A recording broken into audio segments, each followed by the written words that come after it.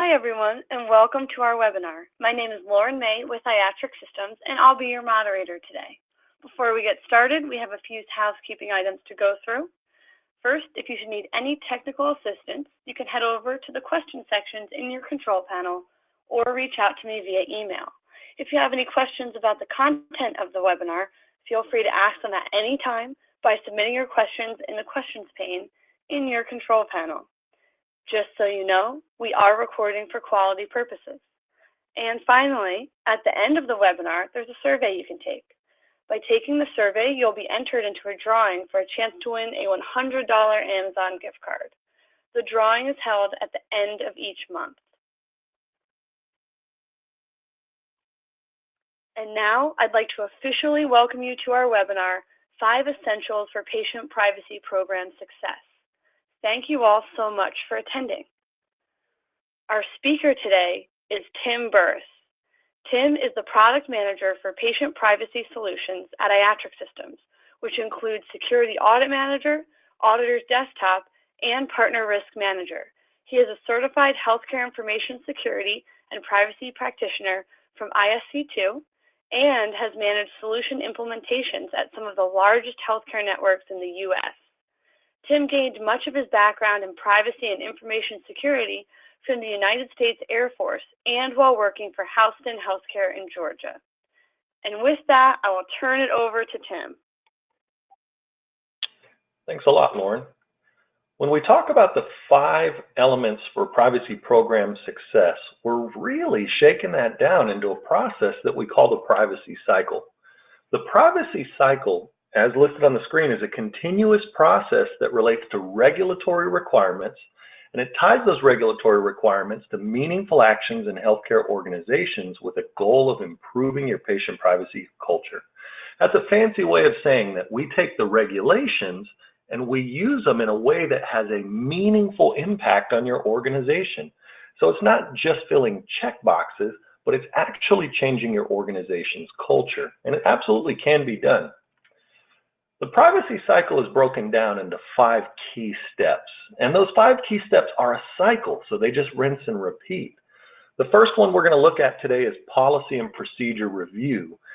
Any good cycle is going to lay its foundation in policies and procedures, and then we're going to follow those policies and procedures through our auditing program. We're going to audit our information, we're going to learn from what's happening, and then we're going to document our findings. After we do that documentation, we can look back over a period of time and conduct some trend analysis to see if there are patterns of behavior or anything that needs to be adjusted. And that's where we move into corrective action, where we're actually going to correct the issues that we've identified, as well as correct our program through an updated policy and procedure review. So this cycle just rinses and repeats. We're going to get to look at each of these steps in depth today. We're going to start with our first policy and procedure review step, and then we're going to look at each one. If you have any questions about any of these steps, please feel free to type them right into that GoToMeeting pane, and we'll address those in between each section.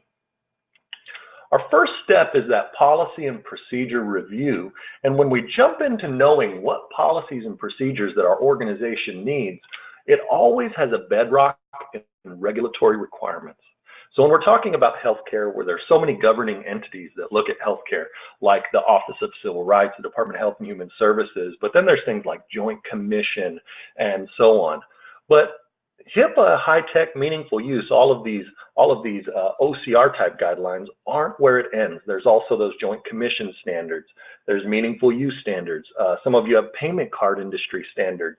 There are just so many regulatory requirements. I'm looking at a few here, but it's important to note that this is not all-inclusive. This is just providing a few examples that we can use as a use case to look at this privacy cycle. So please don't view this as an exhaustive list. This is just a few samplings from that very, very large list of regulatory requirements that we all have to comply with. In HIPAA, in the HIPAA security rule, it does mention that organizations must implement policies and procedures to prevent, detect, contain, and correct security violations. So we have to be able to prevent security, and we're we're going to be looking at that as this privacy cycle as a whole, but we also need to detect when it happens, and then we need to be able to contain them and secure them. So this is going to involve a lot of administrative, technical, and physical controls. But what it does is it also tells us what policies and procedures that our organizations need to put in place. Under audit controls, it says that we need to implement hardware, software, and/or procedural mechanisms that record and examine activity in information systems that contain or use electronic protected health information. So we need to be able to keep audit logs on what's happening in our systems. If you have users who remotely access your systems, those can be firewall logs or Citrix logs, things used as to monitor those remote connections. For your local user activity, it can be things like audit logs contained in your EMR system, but we have to have some sort of mechanism to keep a log of what's happened. And then under Information System Activity Review of the HIPAA security rule, we also need to be able to regularly review those records. So all of these are written just black and white in the HIPAA security rule. This is an example of regulatory requirements that have been laid out for us, and we have to build policies and procedures off of these regulatory requirements. And in this case, they deal with auditing and detecting suspicious activity, keeping logs of information. Now, in addition to the regulatory requirements, governing agencies will also sometimes provide guidance. In this case, OCR has provided some specific guidance, and it says it's imperative for covered entities and business associates to review audit trails regularly. So this guidance said that not only do you have to have some sort of system in place to review audit logs, the guidance helps to kind of focus that down and say it has to be done regularly, both after security incidents and during real-time operations. And then it reiterates again in a future guidance, regular review of information system activity should promote awareness of information system activity that can suggest a security incident or breach. So OCR is trying to tell us that we have this regulatory requirement and you need to look at it routinely, regularly. So in that case, we need to put a policy and a procedure in place. The policy outlines our guidelines and requirements, and the procedure is how we're going to execute that. Now, fortunately, when we're considering putting those policies and procedures together, HIPAA gives us the reasonable and appropriate measure. And that basically says that organizations should implement those controls that are reasonable and appropriate based on the size, scope, and resources of your organization. So not every program is going to look alike. Not every solution is going to be exactly identical. What works for one organization could be a little bit different than what works for another organization. You might have different resources, different technology at your disposal. Just the nature of the systems that you're regularly reviewing is going to create a large amount of variability from one organization's policies and procedures to the next. But in any case, they should be reasonable and appropriate to meet those regulatory requirements. Now, this is another regulatory guideline. It talks about the risk assessment. Organizations should conduct a risk assessment of any threats to protected health information. And it gives you these guidelines for risk versus likelihood of a breach of sensitive information. So if we're doing that risk assessment, that's really going to help us to know where in our organization we need to focus these policies. We need to focus them on the areas where there's risk, where something could go wrong, where our organization could end up with civil or criminal penalties. So that risk assessment is going to be a really important step in also determining what's reasonable and appropriate. And then we also need to have those considerations like our technical infrastructure, software capabilities, staffing and expertise. All of that factors into that reasonable and appropriate well. And we're going to end up writing policies and procedures. So when we write policies and procedures, they should be effective and enforceable. That should go without saying, but sometimes it doesn't. A lot of times policies and procedures are written to fill regulatory checkboxes. And when we do that, we end up almost tying ourselves or painting ourselves into a corner where we can't truly affect those procedures based on the resources we have available, or we have no way to really enforce or regularly review what we said we would do if we don't have the resources available. So you always have to make sure that when you write it, it's something that you can truly comply with.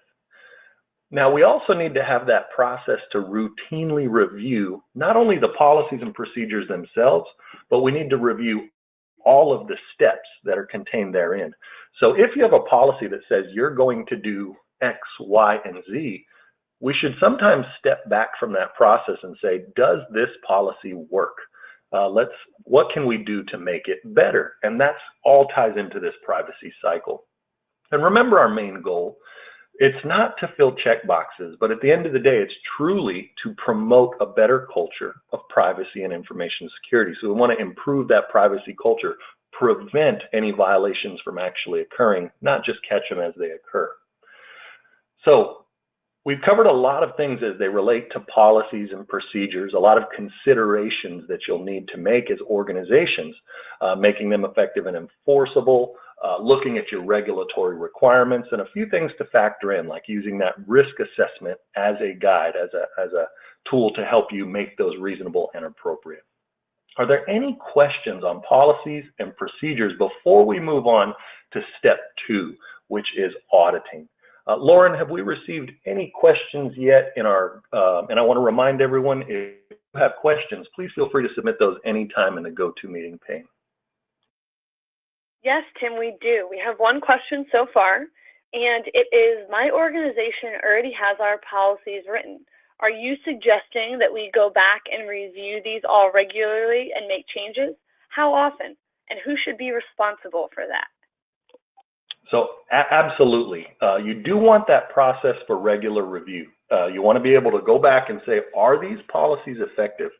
Now, once we get into the how often and who's responsible, we start to talk about how what's reasonable and appropriate for one organization isn't necessarily the same thing that will fit another. So that time and how often, that interval, it could be different from one organization to another.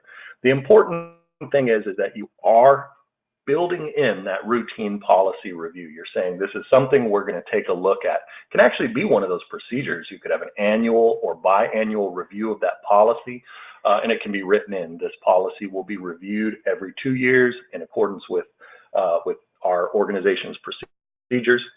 And then you definitely do want to set somebody accountable for that. So someone has to own. There should be a policy owner or a procedure owner for each procedure. And each policy might have a different owner. You know, your IT team might own some security policies. Your corporate compliance office might own others. So it can vary from group to group. So it's just important that in your organization, you find out who's the best owner for each policy, and then you write in a routine review interval that best fits your organization's needs. Great question. Any other questions? That's it on the questions for now. Thanks, Lauren. Now let's talk about auditing. So HIPAA gave us a guideline that said we have to conduct a routine review of this audit log data. We have to have mechanisms in place to store those audit logs, and we should use it in a manner that improves our organization's culture. So let's look at the actual audit step. As we move into our policies are now written, and now we need to comply with those policies, we move into the actual act of auditing. So the first step here is we got to know our data. Knowing our data means that we're going to use our risk assessment results, and we're going to determine which systems need to be routinely audited. In my previous organization, when I worked as a privacy and information security manager for a mid-sized hospital system in Georgia, we had a program that involved 27 unique systems, 27 places where protected health information was stored in some sort of electronic system. And in our risk assessment actions, we found that some systems had a much greater risk than others. So what we did is we prioritized all of those. We laid them out and we said, these are systems that are within the scope. Each system had a various level of risk, which helped to define things like our audit interval, how often we look at it and how deep we dig when it comes to finding suspicious activity. And then we also had to know what audit tools are available. Remember that HIPAA requires that you have some method of storing audit log information, but it doesn't necessarily define the details of how much audit data you need or how you can access it. So each system, each EMR system or PAC system, they're not all created equal when it comes to their audit log data. So we got to know what's available, and we have to use the tools that are available to us to conduct this auditing. Another step is to know our users. When we're looking at an audit log, we're saying that a user, someone logged into the system, accessed or did something in that system, and we want to know things like the amount of time or the time that that happened, what occurred, any details about it. So if somebody is submitting an order on a patient, we want to know who submitted what, on whom, and we want all of those details logged. But when we talk about the who, a lot of times the audit log systems will just have like a user mnemonic or a user ID. So it brings back the question, do we really know who's using all of these systems? Do we have accountability over all of our users and who those mnemonics tie back to? Who's allowed to access our systems? So we have to know a little bit about our user base. And then what details do we have on each user? This goes back into those identity management policies and procedures. Now, managing the identities of your local users could be easy, but when you start to get into things like non-employees, physicians, contractors, students, it gets a lot more challenging. A lot of times we'll sign a contract with a third-party organization to provide some service, and we won't necessarily know all of the users in that organization who are going to be accessing our systems. And that can create a lot of risk. So we definitely want to improve. This is an area that organizations often immediately spot for improvement, is knowing who their users in each system are, knowing those details on each user, so that if they needed to go back and investigate something, they have the information that they need. And then we go back to how we documented what each user or role should have access to. And this is a more complicated form of identity management, but it not only talks about those identities, but their role, what that role should be allowed. And this is really important when you enforce those least privilege necessary type policies, that a certain individual should only be able to access things that are required for their job. So have we identified what those least things necessary are, that least privilege, and have we tied that back to roles? So there can definitely be some housekeeping that needs to be done there in regard to knowing the users who are in our systems. Then we need to develop a sustainable auditing program. We need to come up with some sort of mechanism to routinely review those logs. So who's responsible? Who's going to do it? Who's actually going to get into the systems and look at the audit log data and try to find suspicious activity? And then what are the scope of the audits? How much time can we really devote to this? How far are we going to look, or what are we going to look for? Those scopes of the audits, they can vary from organization to organization. And remember, always lean back to that HIPAA reasonable and appropriate clause. Whatever your organization deems reasonable and appropriate is something that you should implement. The frequency of audits, how often you're checking for data, you definitely want to have rhythm to your program. You want it to be something that you can reproduce regularly, because that's going to give us better data to review later in our privacy cycle. So we want to have some sort of routine or rhythm. Procedures, we have to have procedures for investigation, escalation, and follow-up. So what if we find something? If we find something that looks out of place, how do we dig deeper? How do we investigate that incident? Who do we notify or bring into those investigations? And where does it go from there? So all of this needs to be outlined in your audit program. An example of a basic audit program would be something like a weekly proactive auditing program. And that weekly program, you'll go in and you'll look for suspicious activity. You're just proactively looking for instances of inappropriate activity. But then we need procedures to investigate complaints, and we need procedures to investigate anything that was surrounding a security incident. So maybe we had someone share an account of another user. Well, now we need to have some sort of procedure in place for investigating what that account has touched or gone into. And this all should go back to step one, which was those policies and procedures. So this audit program should ultimately, once you answer all these questions, find its way back into those procedures. Now, when we talk about proactive auditing, What are we looking for? Well, these are just a few tips. There's definitely no silver bullet when it comes to auditing or to patient privacy monitoring. But if you're following those HIPAA rules and if you're putting some program in place, here's a few examples of the type of information that you could look for. You can look for things like known relationships between the user and patient. So anytime that a user went into a neighbor's record, or they went into the record of a coworker, or they logged into a system and looked at information on one of their relatives or roommates. So if you have any information on relationships between those users and patients, you can definitely use that as a tool to assist in your proactive auditing. But if you don't know those relationships, we could also look at things like access volumes. Access volumes gets a little bit easier when it comes to finding suspicious activity because you don't rely on any special data or data relationships. You're just looking at counts of activity. So you can look at users and say who's generated the most logs or who's gone into the most unique patients. So you might just look at volumetric information, and that can definitely help you find suspicious activity and outliers. And you could also look for irregular behaviors, suspicious screens for a job title. The example we have here is like a registrar, someone in your registration department going into clinical notes and orders. At the point of registration, you typically wouldn't see that type of access. So you can build procedures like that into your routine program. You can look up some known roles and known job titles and just make sure that their access is appropriate or appears appropriate for their role. These are just a few examples.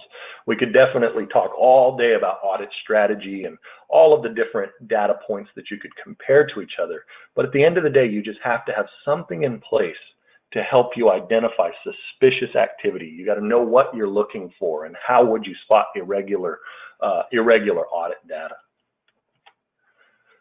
So to help with that, I often recommend considering Audit Solutions. There's actual technology out there to help you with this. A comprehensive audit solution can save a lot of time by consolidating those systems and helping automate the detection of suspicious activity. So rather than you needing to do all of this manually, there are a lot of resources out there to help you accomplish this auditing requirement. So don't feel intimidated by how daunting an auditing program could be. There are a lot of great solutions out there to help with that. Before we jump on to documentation, I want to ask, are there any questions as they relate to our auditing step? Hi, Tim. Yes, we do have one. The question is, a lot of our systems don't have enough information in our logs to do any meaningful proactive reviews. For example, on our users, so we could never compare things like addresses because those are a totally different system. What can we do here with random audits?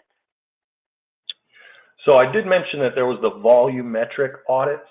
I don't know, I'm not a big proponent of just raw random auditing.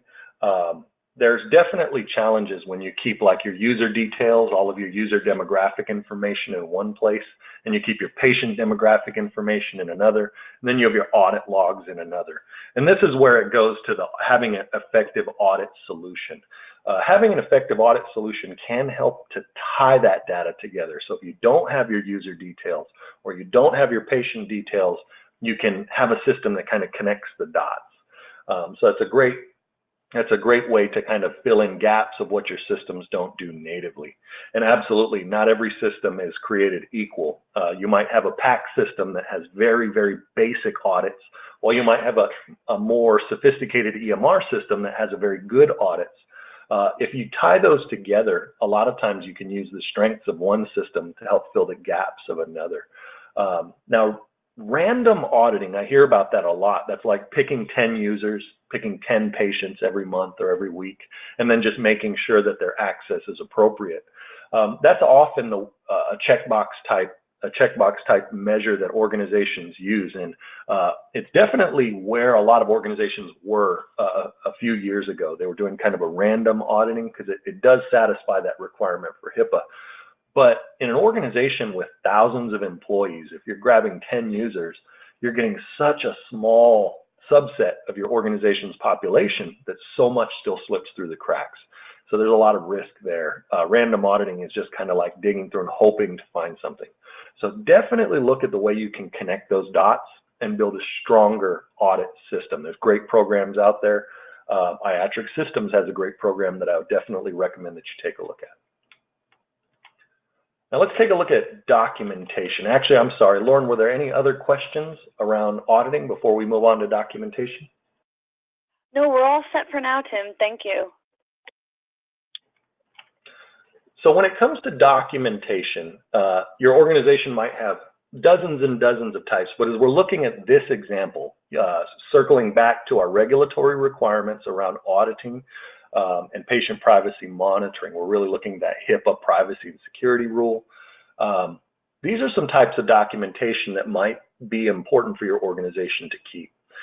You might want incident documentation. So this would be documentation that provides the details of every investigated incident. So if you were to get a call about an employee who faxed healthcare information to the wrong physician practice, or maybe somebody left protected health information on an answering machine and it ended up not belonging to the actual patient. There's just so many incidents. Every incident that you get, you'll want to document in some fashion. Don't pick and choose what you document. I would definitely recommend that you document everything. The more information, the more record keeping, the better. And this even includes investigations that didn't necessarily result in inappropriate activity. So if you see something suspicious in your audit logs, and then you dig into those audit logs and you find out, oh, it looks suspicious, but it actually turned out to be okay. Still document that. Document that effort that you took to do that investigation. It helps to account for your time, and it also helps to keep records that you can learn from in the future. On that incident documentation, this is going to have a lot of requirements that we kind of drill into on our next slide. But it really lays the foundation for everything that looks suspicious that your privacy team is having to investigate. Put some sort of record keeping behind it. Now, in some cases, those incidents will turn out to be breaches. Breaches are a much more severe form of incident. There's actually breach reporting requirements. There's breach notification actions that need to be taken. And when it comes to breaches, there is a risk assessment process that the Department of Health and Human Services and OCR has outlined. They kind of put together this little risk assessment package, and I know other organizations like NCHICA have this as well. And you can go through that breach risk assessment to determine if an incident is a breach. Now, document that. If you're taking an incident and you're wondering if it's reportable, is it an actual breach? Document the steps that you took to find out if that's reportable. Document how you came to your determinations and your decisions. The more documentation in these cases, the better. And then when if you actually identify that it's a breach, specifically include all of that breach documentation. So you want to identify this is a breach based on our risk assessment actions. Based on what we know about breaches, this is who needs to be notified and when. And then you can document those notification actions. Record when you satisfied the requirements of HIPAA and high tech. When did you send a notice to the user whose information was breached? When did you notify the media or the state or any federal entities? So if there are any notification requirements, document what they were pertaining to this breach and document how you satisfied it. You can even save things like a copy of that breach notification letter that was sent out. But always, always, always keep good records, because when OCR comes through your organization or when you're getting audited by a third-party entity to make sure that you're compliant, you want to be able to prove that you are meeting those requirements, that you have all of your documentation in place, and that you're following consistent practices. So when we're talking about documenting, I know so far all I've said is document it, right? But there's more that needs to be considered. When you're talking about documentation, we need to capture any information that could benefit a later review. So we're going to get all the way down into the details, like how did the incident get identified? Was it called in by the nature of a privacy complaint? Or is it something that was submitted through a privacy hotline or portal. How did you learn about it? How did you find it? And then you're going to want definite incidents about the user and patient involved, but really get down to the details on that. Don't just say Jane Doe accessed this patient's record. You'll want to say Jane Doe, who has this job title in this department, who was on day shift. The more detail you have, the better. Now, not only does this satisfy good, thorough documentation, but it also is going to give you data points that we can use later on. And we're going to talk about that in our next step, which is trend analysis. But to analyze any sort of patterns or trends, we have to collect the data. So documentation isn't just meeting those OCR requirements, and documentation isn't just a matter of record keeping for the purposes of litigation. We're documenting so we can learn from this data in the future. We want to look back at these job titles and at these departments, and we want to see where patterns begin to emerge. So the more data points that you capture during your documentation, the better. Another thing is a relationship between the user and the patient. I've seen a number of great documentation systems out there. In fact, I was recently at a conference, and there was dozens and dozens of vendors who will help with your compliance and documentation. And out of all those vendors, I was talking to them and I was trying to learn more about their solutions. Very few actually recorded the relationship between the user and the patient. They'll tell you who had the breach and what they did and all of the information about the user and the patient, but they won't tell you how they were connected. Were they related? Were they coworkers? Were they neighbors? This is important data to look at because it helps us to outline user behavior. When people are going into things they're not supposed to, when a breach occurs, knowing those behaviors, knowing the motive, so to speak, will really help you when it comes to analyzing trends. So that brings us to our fourth step, research and trend analysis. But before we jump in there, I want to pause again for questions. Lauren, do we have any questions on documentation? We do. The question we received is, why would we want to document those things that weren't actually inappropriate? So that's a great question. That's something I actually have talked with my colleagues quite a bit about, and we've had some great debates on it. Now, it's arguable that by documenting an incident that actually didn't result in inappropriate access, it's arguable that that could constitute a lot of wasted time. But I disagree. I think that when you document those incidents, and as we look at this step 4, this research and trend analysis, you can learn from that documentation too. There's a reason that that incident showed up on your radar. That reason might be that it was a privacy complaint that ended up not being justified. It could be that you found it through some mechanism of proactive auditing, like you were auditing everyone who accessed a patient with the same last name. And if that's the case, if you have some mechanism in place, you're going to want to measure that mechanism later on. How effective is it? If you're looking at same last name matches and you find out that 3 out of 4 times it results in legitimate appropriate access, that's not a very strong mechanism. So is that mechanism effective?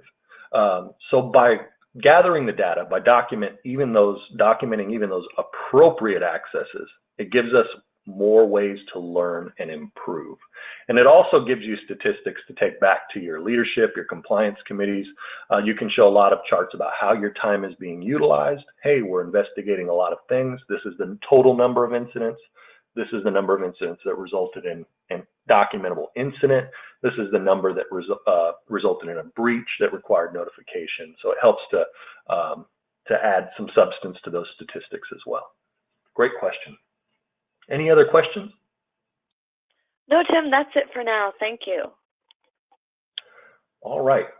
So we've talked about how we have a foundation of policies and procedures. We write our procedures based off of those regulatory requirements.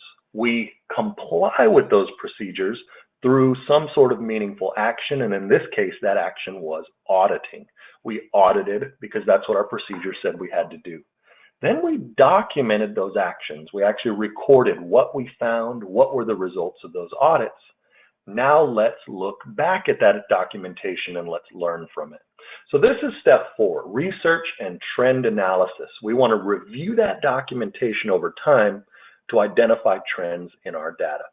And when we're looking at any trends, it ultimately goes back to the old who, what, when, where, why, and how. So the most basic questions about these incidents that occurred. Who was involved? Are there any patterns in the job titles, in the roles, in the age groups that these incidents are occurring in the level of experience of these employees, in their hire dates, or et cetera?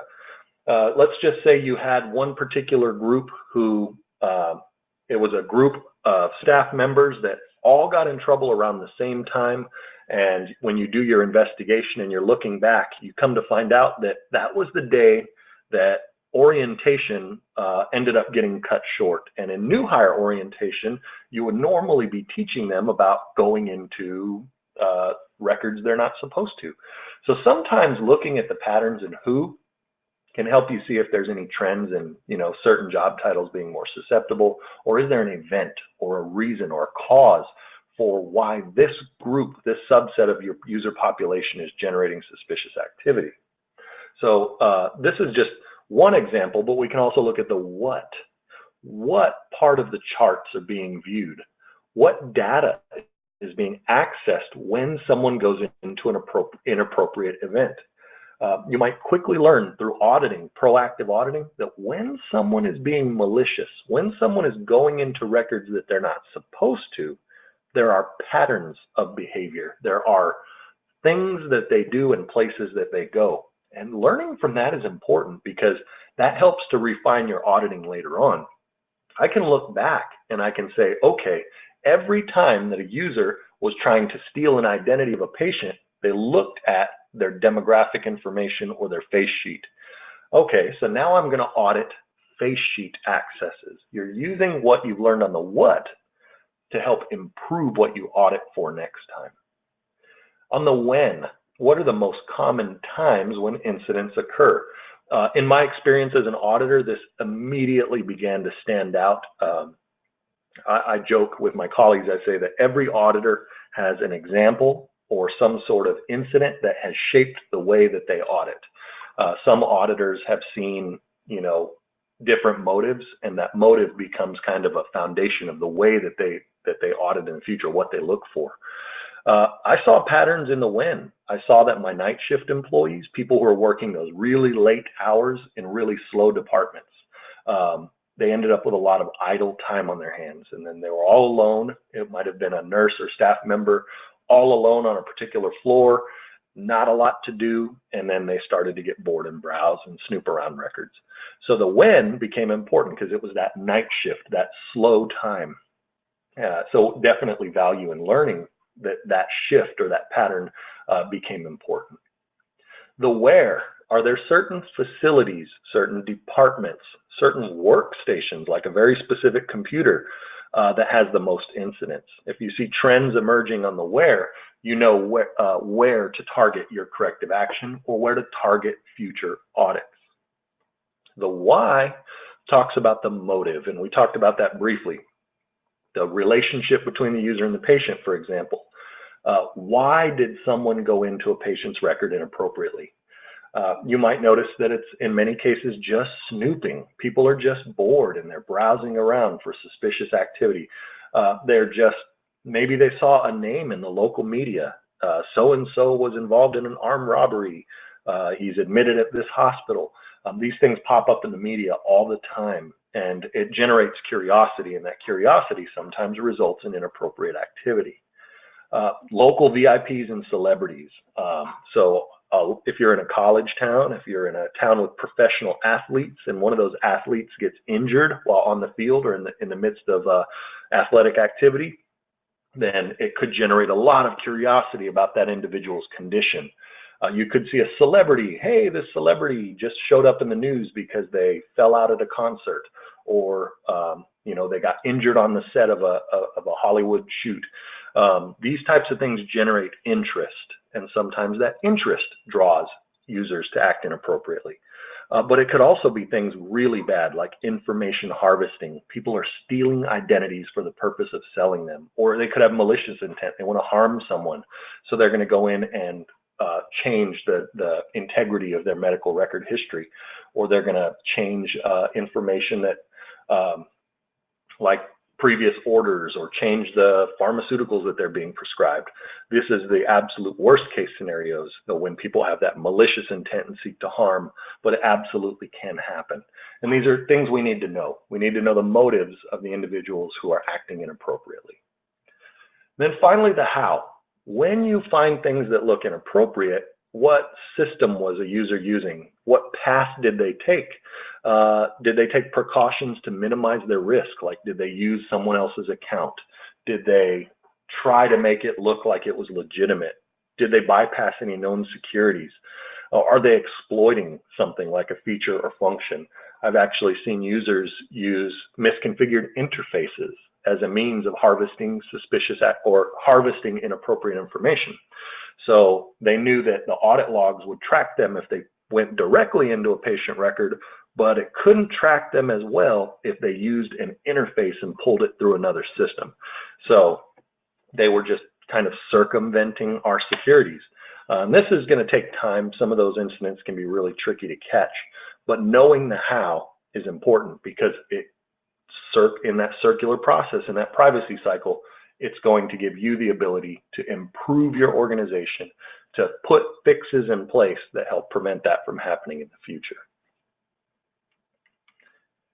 All right, we've talked about why gathering all that documentation is important, because we can use it for research and we can use it for trend analysis. That trend analysis ties directly into corrective action.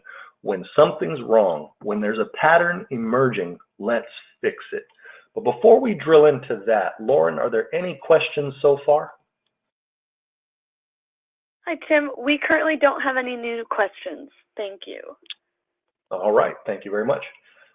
So corrective action, it actually has two sides. The first one is our actual sanctions. An effective, consistent sanction policy should be a priority for your organization.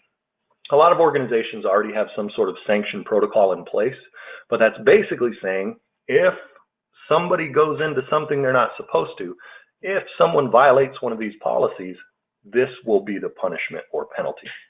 And I say that an effective and consistent sanction policy should be a priority, because just as much as how your audit processes need to be reviewed, and just as much as your audit logs need to be reviewed, and we need to look back on documentation, we also need to look back on the effectiveness of our sanctions policy.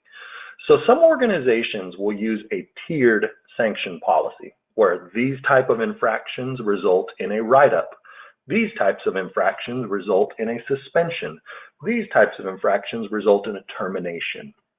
And there might be some escalation path tied into that. So in a sanctions policy, it's going to basically say, if you do something wrong, these will be the consequences. But we want to measure that. We want to be able to look back over time and review that and say, is it effective? Because the sanctions policy should also be a deterrent. If you don't want to act appropriately just because it's the right thing to do, well, hopefully this will provide you another motive where you want to act appropriately, because there are sanctions that you could be impacted with if you do not. So are your sanctions effective? We need to monitor that over time. And if they're not consistent, then it's tougher to measure. And then we have corrective actions that go beyond sanctions. When we're making corrective actions, we're improving things in this privacy cycle to make it better on our next trip around. So we can consider things like the administrative, technical, and physical controls outlined in HIPAA. If we look at administrative controls, what are we doing as an organization administratively to prevent these types of incidents from occurring? It could be things like the policies that you have written. Are you communicating them effectively? Do you have good training for your employees and good awareness programs? And do you have good identity and access management? So administrative controls can be really helpful because they provide the education to your staff. When we look back over a period of time, if we go through that privacy cycle and you notice that it's your, let's just say, registration employees who have the most incidents, that's where we need to provide additional training. So the privacy cycle has kind of identified where our incidents are occurring. We've caught them through auditing, we've documented them, and now we know this group needs more training to prevent future inappropriate activity. We also can improve our technical controls. We can look at the way that our accounts are actually configured. Are we enabling people to act inappropriately? Do we have the least privilege necessary actually configured?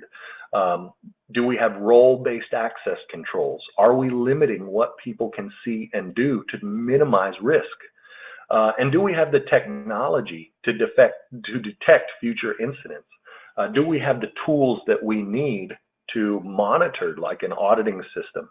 Do we have a good documentation system?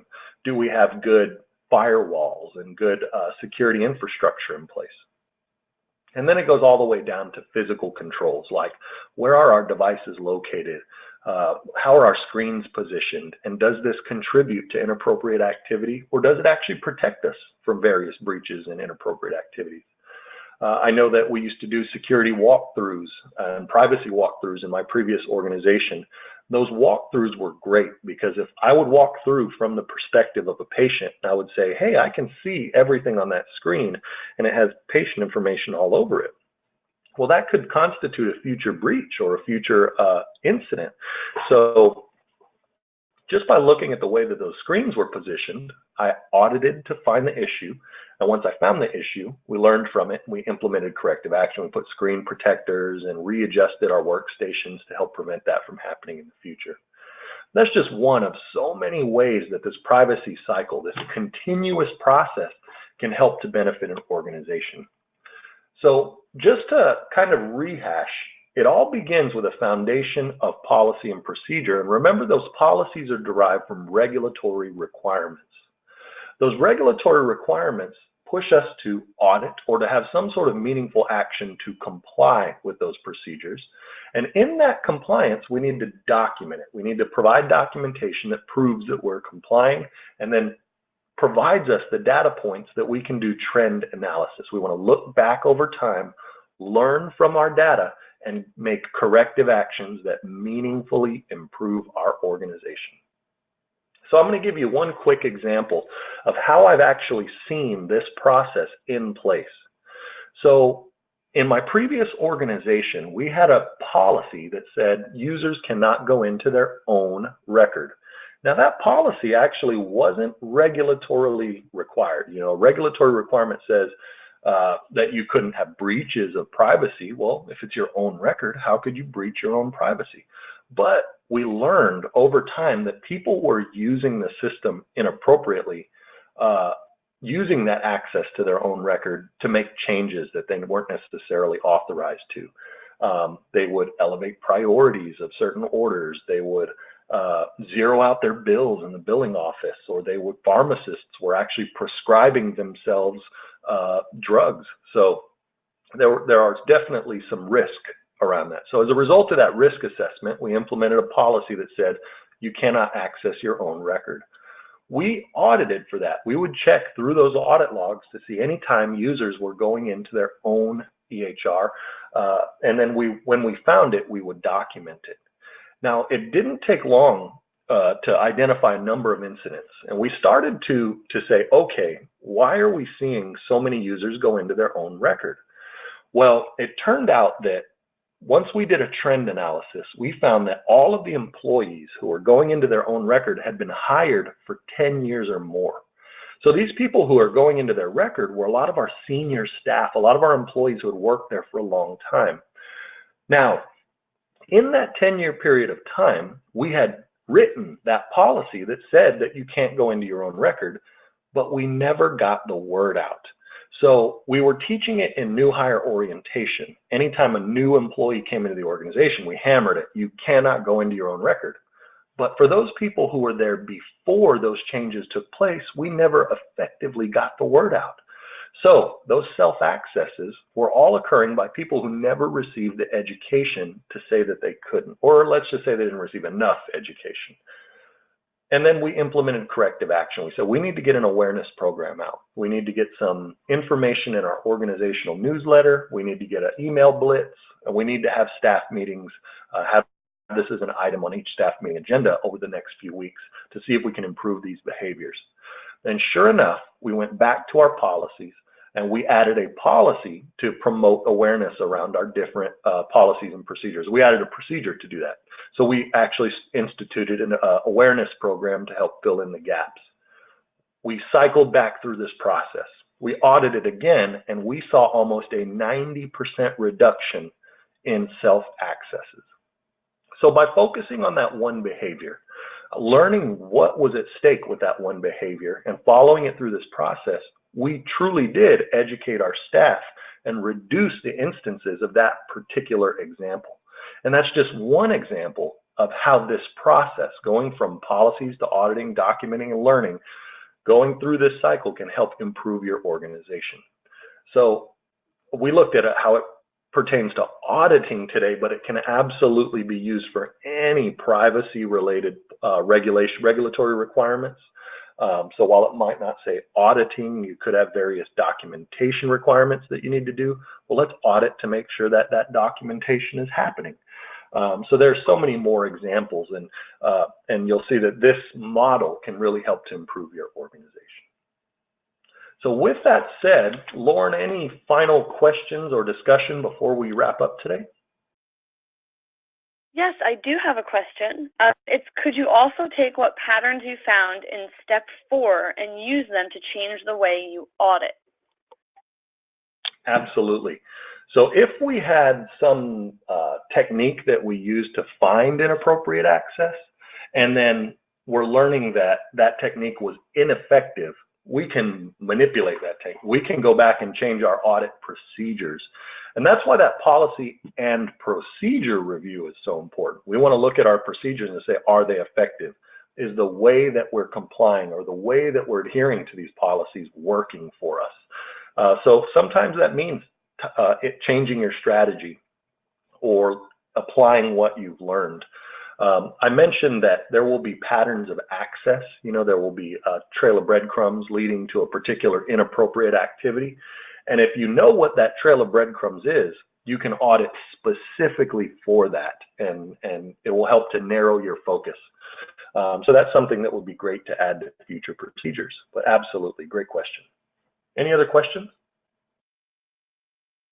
Thanks, Tim. We don't have any new questions at this time. I'll give everyone a couple more seconds to add in questions, and then we'll go from there.